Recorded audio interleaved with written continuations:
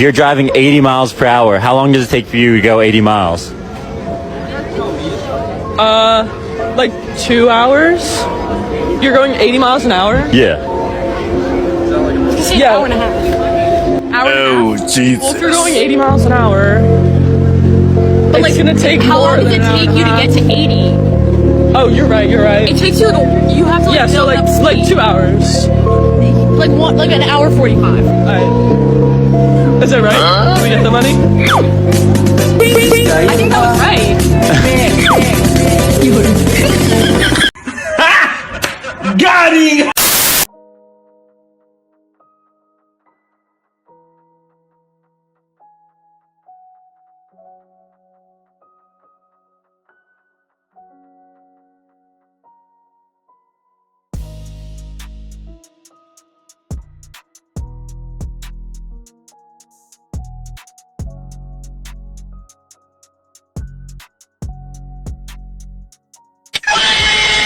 Well, as a great friend of mine once said, See, as you can see, the more you fuck around, the more you're going to find out. Women don't understand about equality.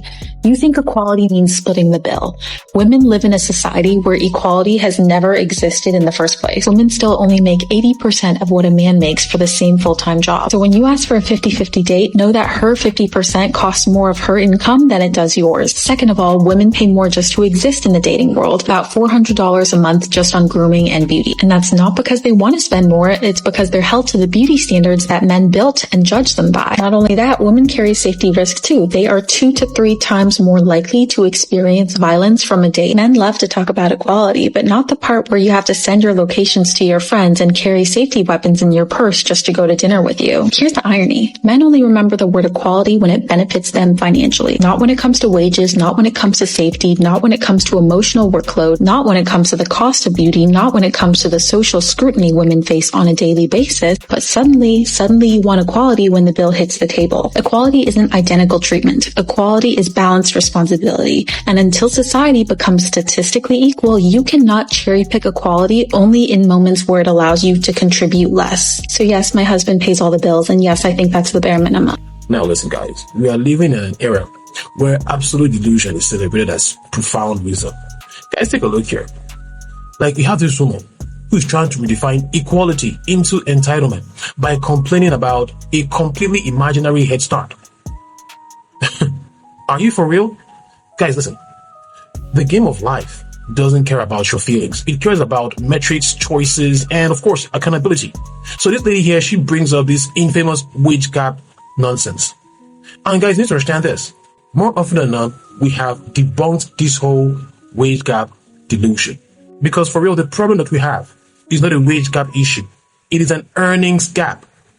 You see, when you actually control for the variables, like hours worked, choosing STEM over interpretive dance degrees, and avoiding dangerous jobs, that magical 80-cent myth vanishes into thin air. So basically, what you choose to do will determine how much you're going to earn in that particular field. It's just common sense.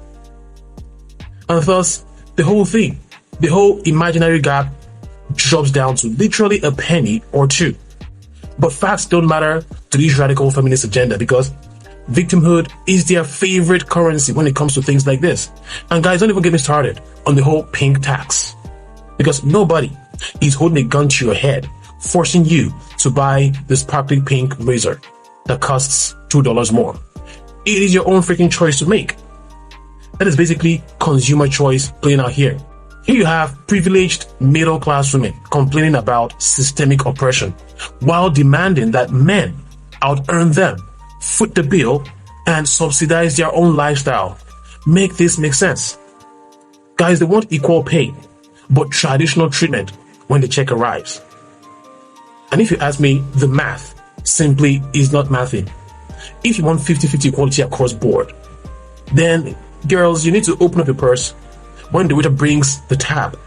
But we all know that they wouldn't do this. They would expect the guys to keep paying for every single aspect of their lives. They want the authority of a modern independent woman, but the financial safety net of a 1950s housewife. No matter which way you look at it, it's a rigged game, guys. So So do not fall for the propaganda. It's a freaking trap. Guys, wake up and understand that their version of equality is just a disguise for unchecked entitlement. There's something deeply poetic about a billionaire Nepo baby using her platform to convince her audience of mostly working class women that working class men who make a median wage of $70,000 a year in the United States should foot the entire bill of the relationship. There are 4 reasons why Becca Bloom is wrong, and the first is that Becca doesn't care about equity or equality. The only E Becca cares about is entitlement. The math simply doesn't math. Let me grant to Becca for a second that for every dollar a man makes in the United States, a woman makes 80 cents. This would not justify a 100-0 split skewed towards the man.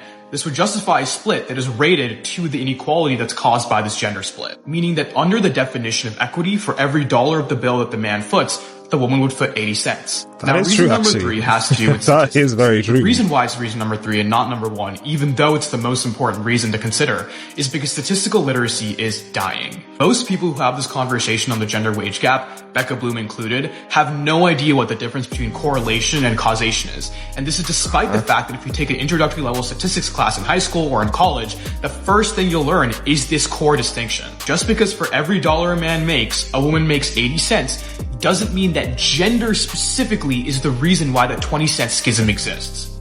Which is why when you control for external variables like occupation, years of experience, years of education, you see this gap drastically reduce. In one study, it was from 17 cents to just 1. As a quick aside, this logic of raw, uncontrolled disparities being an example of discrimination is only ever used with respect to the gender wage gap. Now, let's be real, guys. You need to understand that a relationship is not an affirmative action program. You do not get a discount on your rent or a magical pass to being a traditional housewife just because you feel oppressed by the society. That won't cut it. Men are the ones out here doing the dirty, dangerous jobs. We're the roofers, the riggers, the guys keeping the lights on. We take the fatal risks. Yet nobody is handing us a medal or demanding that we get pampered in our own relationships because of it. No. But you see, these female dating coaches, only God knows what's in their head, such as Shira Sevens and the Wizard Lizzies, they are literally selling a fairy tale to you girls. They are running a highly profitable grift, monetizing female delusion. But when you talk about the fact that home ownership is now higher among young women than young men, or the fact that women are now outpacing men in education from bachelor's degrees to JDs to MDs, all of a sudden, that's no longer discrimination. That's just individual people. I mentioned it in a previous video and I'll mention it again. The cognitive dissonance is palpable. And even then, gender is not necessarily the reason why this 1 cent difference exists. It could be for a myriad of other factors that weren't controlled. At the end of the day, people are responsible for their own decisions, which is why if you go into a profession like teaching, which pays less, you're doing so knowing that it pays you less. In the same vein that a man going into a profession like construction knows that this is a more dangerous job and therefore there's a higher risk to their life in doing so. Which is why, despite the fact that men go into more dangerous professions more often, you don't hear myself or other men scream from the rooftops that this is some magical reason for us to be compensated more in relationships. Which brings me to point number 4. Becca's entire argument relies on this false premise that individual people in relationships are responsible for remediating issues that exist at systemic and societal levels. A relationship is not a personal affirmative action plan. It's a partnership. But just in case you want to know, this is the hard truth that many of these ladies that sell all this feminist fantasy refuse to tell their audience. You see, the math of the modern economy makes the sole provider lifestyle a luxury, not a baseline. And see, these internet gurus are shifting the goalposts, telling average women making $40,000 a year that they deserve a top 1% high value man who will pay all the bills, foot every single thing, every single dime. Why? Because angry, single, dissatisfied women are profitable. Yeah, they are cashing in on you girls. Because if they actually told women to compromise, be realistic, and build with a guy who is at their level, guys, most of these online grifters who are terming themselves, online feminists, they're going to have their entire business model completely collapse overnight. Because people like this thrive on keeping the family unit fragmented. They want women constantly breaking up with decent, hard-working guys in pursuit of a mythical millionaire who supposedly exists just to pay off their student loans and every single bill that they have to take care of. And it's even more sinister when it comes to people like Becca Bloom, who are literal oligarchs, because they directly benefit from the idea of having fragmented family units who are unable to have productive lives for themselves and retain capital for their own prosperity. This is what they call pure manipulation here. Guys, you have to see the matrix for what it is. Do not break your back trying to meet the impossible, ever-changing standards set by women who actively profit off your own destruction.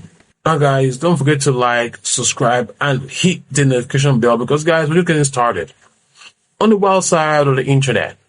And don't forget to leave a comment below in the comment section. Till next time, cheers.